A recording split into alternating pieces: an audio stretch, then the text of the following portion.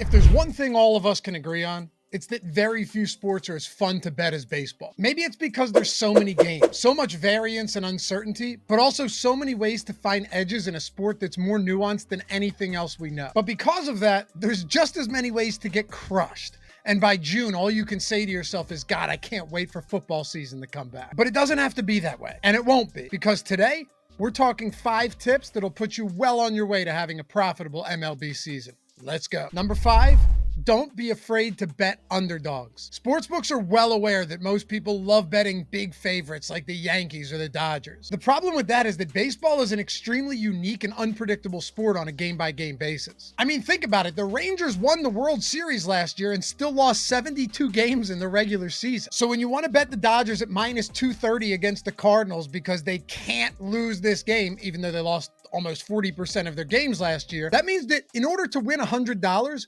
you need to bet 230. And even if you had won that bet 4 out of 6 times, you'd have profited 400 on the bets you won and lost 460 on the bets you lost for a net loss of $60. 4 wins on 6 bets and you're still down money. Essentially, you have to bet a lot of money to win a lot less money when it comes to these big favorites. Whereas finding really good spots on underdogs is entirely different. And this doesn't mean you're going out there and spraying bets on every underdog on the schedule. But it does mean that there's going to be some great opportunities out there where you can bet less to win more, and that's through betting some dogs. And of course, those bets are going to lose more than the bets on big favorites will, but you're risking less. And when they do lose, it's far less catastrophic. And when they win, the payout's bigger too. Number 4, know the weather and the ballparks. Sure, it's good to know that when the wind is blowing out at Wrigley Field or some other parks, that it's going to create a great offensive environment. Or that the altitude at Coors Field makes it the most hitter-friendly venue in all of baseball. Or that Citizens Bank Park in the summer is an absolute homer fest. But the sportsbooks know this too, and they're going to bake it into all of their lines. Here's why I think it still matters though. There are certain pitchers out there that are going to be far more likely to survive those type of conditions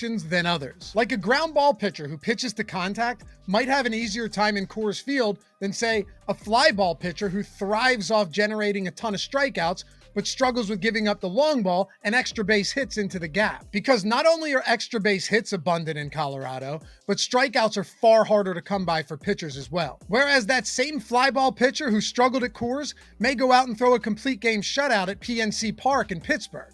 So ultimately, yes, you'll always want to know how the wind is blowing that day, what the chances of precipitation are for any given game, how hot or cold it is, what time of year it is, and how these parks play for individual pitchers or for offenses. But you also want to know how equipped those pitchers and hitters are to handle those conditions. And oftentimes that right there is where you can find a significant edge. Also, never underestimate the impact that an umpire can have on a game. Learn them, understand them. Learn their strike zones and know how often the games that they're behind the plate are going over or under the run totals. Number 3, understand the matchups. This is huge, and in my opinion, it's unlike any other sport. It's not even close, really. Take pitchers, for example. The splits, the stats, they're absolutely endless. Like, how do they perform against left or right-handed hitters? Do they have reverse splits?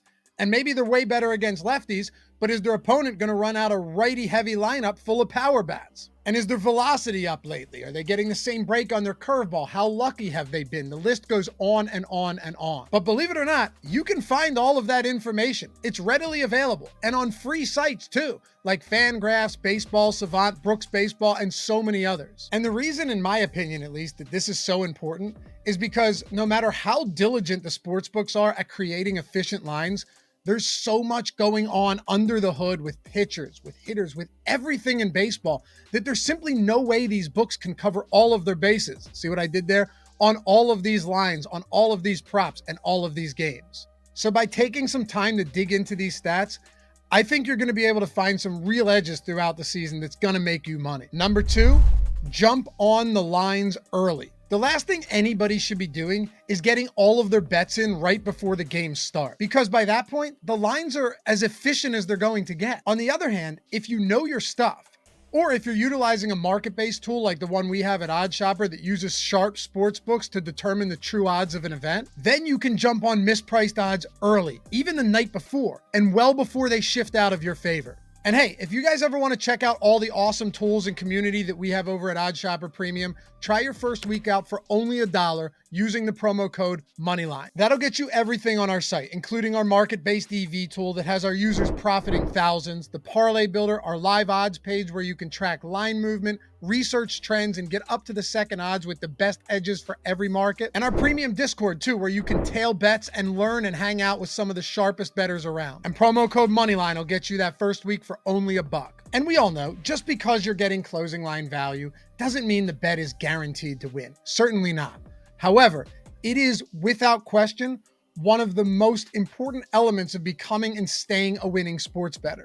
Because over time, those edges you're getting by beating the market add up in a huge way. Think of it this way. If you bet the Milwaukee Brewers money line at plus 140 the night before, and by game time, that line moved to plus 105, you're objectively making a great bet. And then your $100 bet nets you $140 if it wins, while all of the stragglers are left winning $105 on the exact same wager.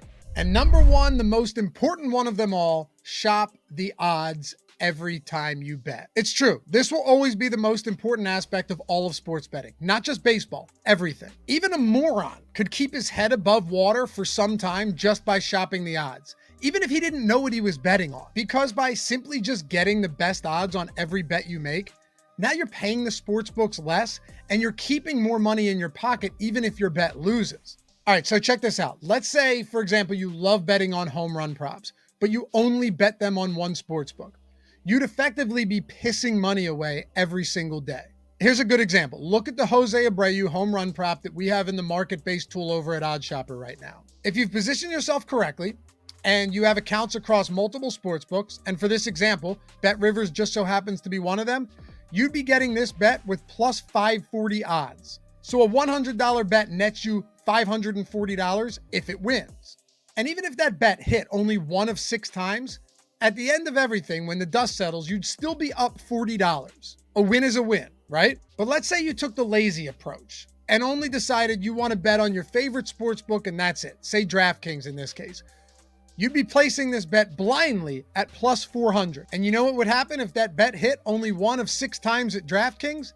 You'd be down $100. So don't view this through the lens of, hey, is this bet that I'm making a good one? But instead look at it as, hey, am I getting the best version of this bet that I possibly can, even if it's a bad one? And if the answer is yes, every single good bet that you make becomes a whole lot better. And every single bad bet you make becomes a whole lot less worse. Oh, and one more thing before we go. Certain sports books have different rules for different markets, so familiarize yourself with all of that before you run into a fatal mistake. The one that always pops into my head is the home run props on, say, DraftKings versus FanDuel. On DraftKings, if you bet a home run prop, that hitter needs to start the game and also have a plate appearance. Whereas on FanDuel, the hitter just needs to record a plate appearance for that bet to count. And that's something that can really burn you if you didn't look at the starting lineup, a regular starter ends up being out that day, but oh no, he comes in to pinch hit in the 9th inning and strikes out. And the truth is, FanDuel generally has better odds on home run props,